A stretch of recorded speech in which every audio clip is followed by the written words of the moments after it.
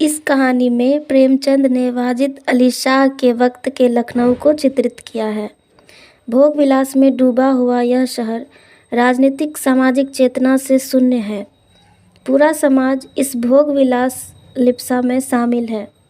इस कहानी के प्रमुख पात्र हैं मिर्ज़ा सज्जाद अली और मीर रोशन अली। दोनों वाजिद अली शाह के जागीरदार हैं। जीवन की बुनियादी ज़रूरतों के लिए उन्हें कोई चिंता नहीं है। दोनों गहरे मित्र हैं और शतरंज खेलना उनका मुख्य कारोबार है। दोनों की बेगमें हैं, नौकर चाकर हैं।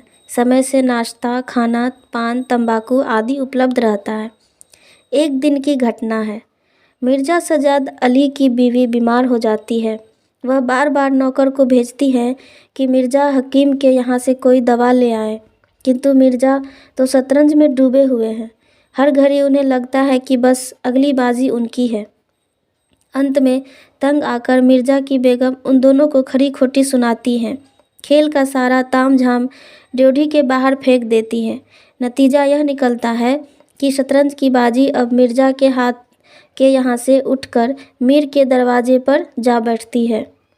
मीर साहब की बीवी शुरू में तो कुछ नहीं कहती, लेकिन जब बात हद से आगे बढ़ने लगती है तब इन दोनों खिलाड़ियों को मात देने के लिए वह एक नायाब तरकीब निकालती है।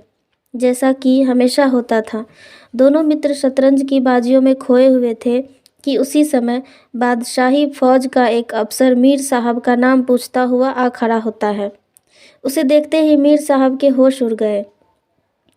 वह शाही अफसर मीर साहब के नौकरों पर खूब रोब गालिब करता है और मीर के ना होने की बात सुनकर अगले दिन आने की बात करता है।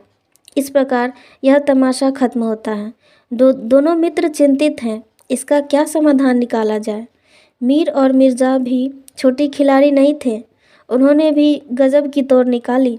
दोनों मित्रों ने एक बार पुनः स्थान परिवर्तन करके ही अपना अगला पड़ाव माना। ना होंगे ना मुलाकात होगी। इधर बेगम आज़ाद हुई, उधर मीर बेपरवाह। नया स्थान था, शहर से दूर, गोमती के किनारे एक वीरान मस्जिद। वहाँ लोगों का आना जाना बिल्कुल नहीं था। साथ में ज़रूरी सामान जैसे हुक्का, चिलम, दरी आदि ले लिए। कुछ दिनों ऐसा ही चलता रहा। एक दिन अचानक मीर साहब ने देखा कि अंग्रेज़ी फौज गोमती के किनारे किनारे चली आ रही है। उन्होंने मिर्ज़ा से हड़बड़ी में यह बात बताई। मिर्ज़ा ने कहा, तुम अपनी चाल बचाओ, अंग्रेज़ आ रहे हैं, आने दो। मीर ने कहा, साथ में तोप खाना भी है। मिर्ज़ा साहब ने कहा, यह चकमा किसी और को देना। इस प्रकार पुनः दोनों खेल में गुम हो गए। कुछ समय में नवाब वाजिद अली शाह कैद कर लिए गए। उसी रास्ते अंग्रेज़ी सेना विजयी भाव से लौट रही थी। पूरा शहर बेशर्मी के साथ तमाशा देख रहा था। अवध का इतना बड़ा नवाब चुपचाप सर झुकाए चला जा रहा था। मीर और रोशन दोनों इस नवाब के जागीरदार थे। नवाब की रक्षा में इन्हें अपनी जान की बाजी लगा देनी चाहिए, परंतु दुर्भाग्य की जान की बाजी तो इन्होंने लगाई ज़रूर, पर शतरंज की बाजी पर। थोड़े ही देर बाद खेल की बाजी में ये दोनों मित्र उलझ पड़े। बात खानदान और रईस तक आ पहुँची। गाली गलौज होने लगी। दोनों कटार और तलवार रखते थे। दोनों ने तलवारें निकाली और एक दूसरे को दे मारी।